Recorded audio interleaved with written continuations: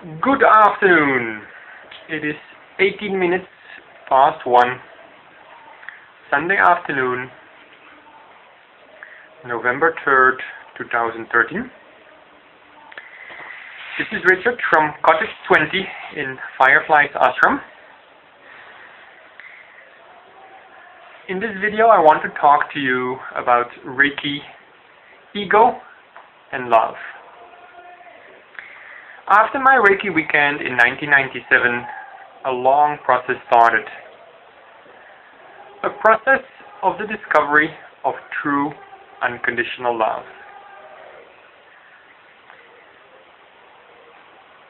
Which is very different from the ego's version of love. My intention with this video is, as always, that it provides you value.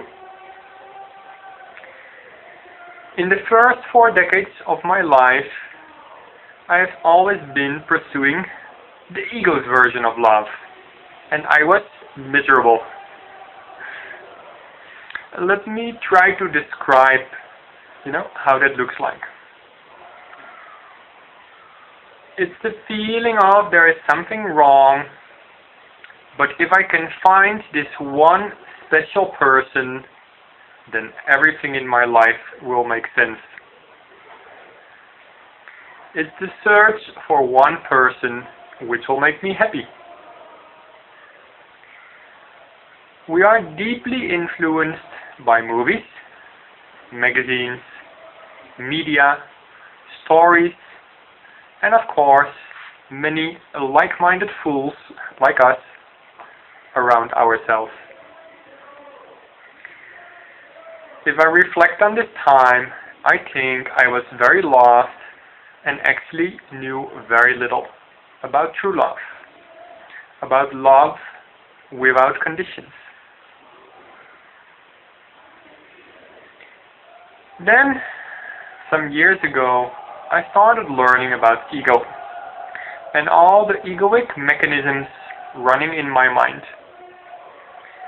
All these mechanisms bring suffering. So let me name a couple.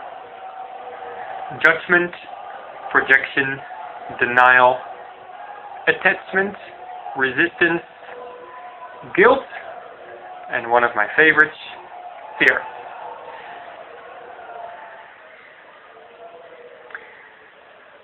A first learning looking back on all my past relationships was that I would always end the relationship because I did not accept something about the other. Next learning was, it's all projection. It's not about the other. I'm not accepting it in me. I just see it projected on the other. I was not accepting myself. Then I learned that all is connected and all is one. I learned that I did not accept that one, that all is there, or you could even call it the bigger self, the true self. I started learning that love is actually not that feeling I crave for, but love is about accepting without conditions. And at that time, I was simply not able to accept the bigger self, which is all there is. Now, the ego's version of love is very different. It's something like, I'm in love with you, and I'm telling you, I love you so much. So when I say that, most likely it will be that I am feeling really good. And I'm making you responsible for that. It actually looks like then it has more to do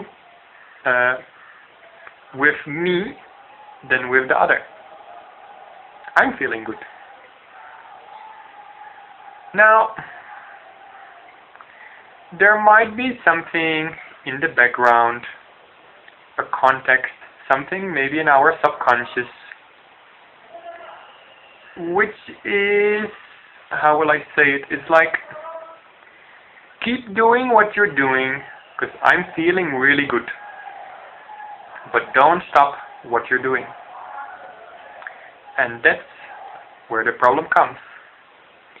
Our very special, idealized partner will do something or not do something. And the ego sneaks in. We don't get what we want. We don't get our fix. And this is where the very special love can turn very quickly into special hate. If I look around me and I observe most relationships, I see a lot of expectation, people owning each other,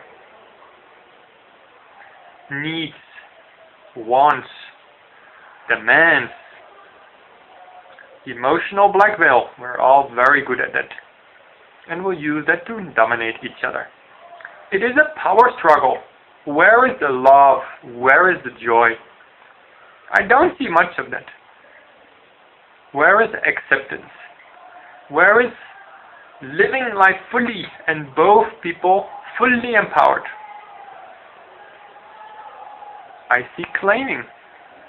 I see claiming instead of letting go.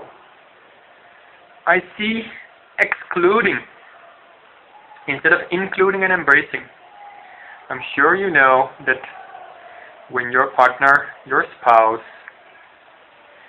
is becoming pretty friendly with someone else, they become very close, then the egoic mind will start to feel very insecure and will probably react to that. Now, you might say, no, that is not true, Richard. It is not like that. I am deeply and deeply in love with my spouse, with my partner. All is well. See, I'm not here to tell you. I'm not here to make any judgment. I'm only here to ask you to ask yourself, are you truly happy? Is this relationship empowering you? If not, then there might be something to look at.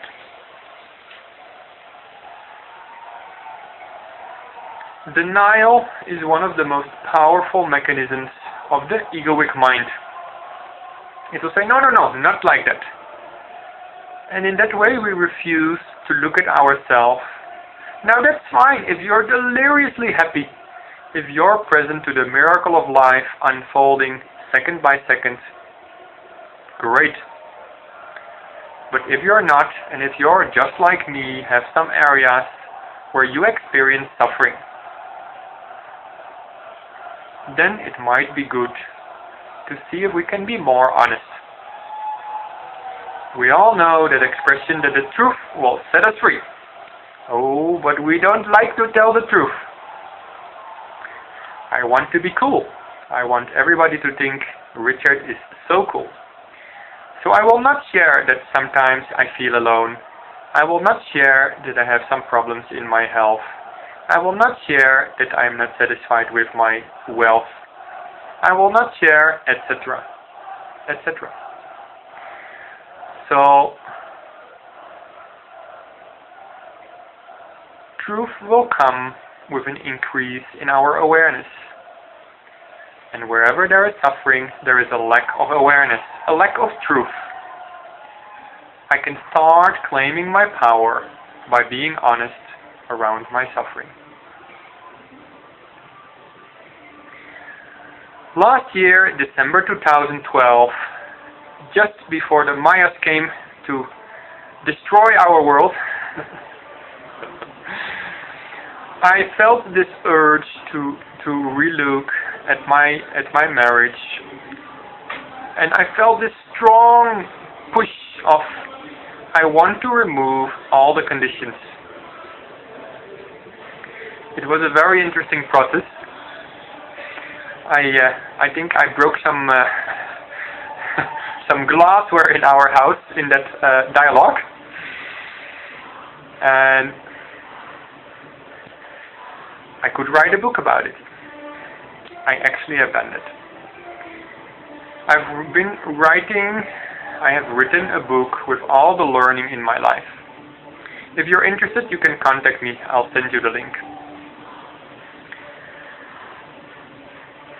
This video is not simply a marketing video, because that's again something the conditioned mind will easily say. My sincere intention is to provide you value, and this book is just an extension of that.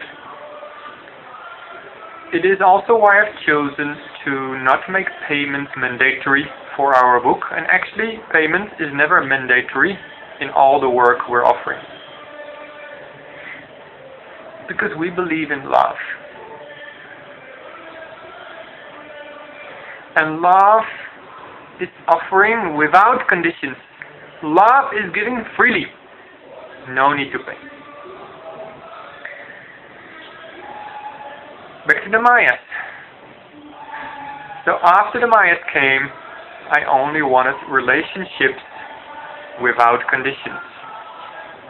And this has been one of the best decisions in my life, and everything started altering after that decision.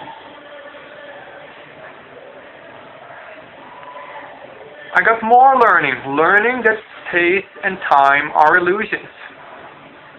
It is now confirmed by scientists, and most of us know this. But what does this really mean? It's very difficult to wrap our mind around it. I tell you what it means. It means that the world is not out there. It's not all around me. The world is in our minds or in our consciousness. I am not in the world is in me. It's a very difficult concept for our conditioned minds, which is very identified with the physical body and the physical world. I'm here, this cottage is there, you are somewhere else, so space is real. I'm talking to you, and in an hour I'm going to do something else. Time looks like real, but what if it's not? What if it's like a really powerful illusion?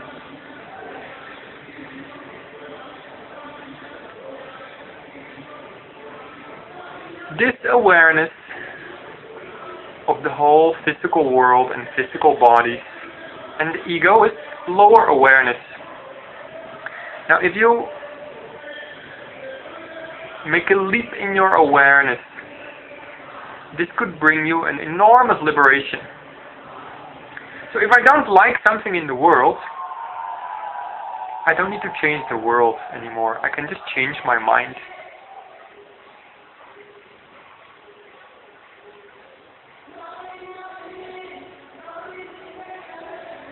When I change my mind, all the suffering disappears. Yesterday, I was feeling lonely. Here in India, it is Diwali. And in the afternoon, I was on my own, and suddenly, my ego monster got to me. Like, boo-hoo, I'm so alone. In beautiful nature, I'm so alone. It took a little time, and then I could see my identification with the conditioned mind which brought me suffering. Seeing that I could make a new choice, I decided to call a friend, and after 40 minutes of sharing, I felt a lot better. After that, I watched one of my favorite movies, Mother Teresa, and then I was completely fine. So, if space and time are not real, and if I remember that we're all one, then a lot of suffering can disappear. My girlfriend left me 2 years ago, and now I will be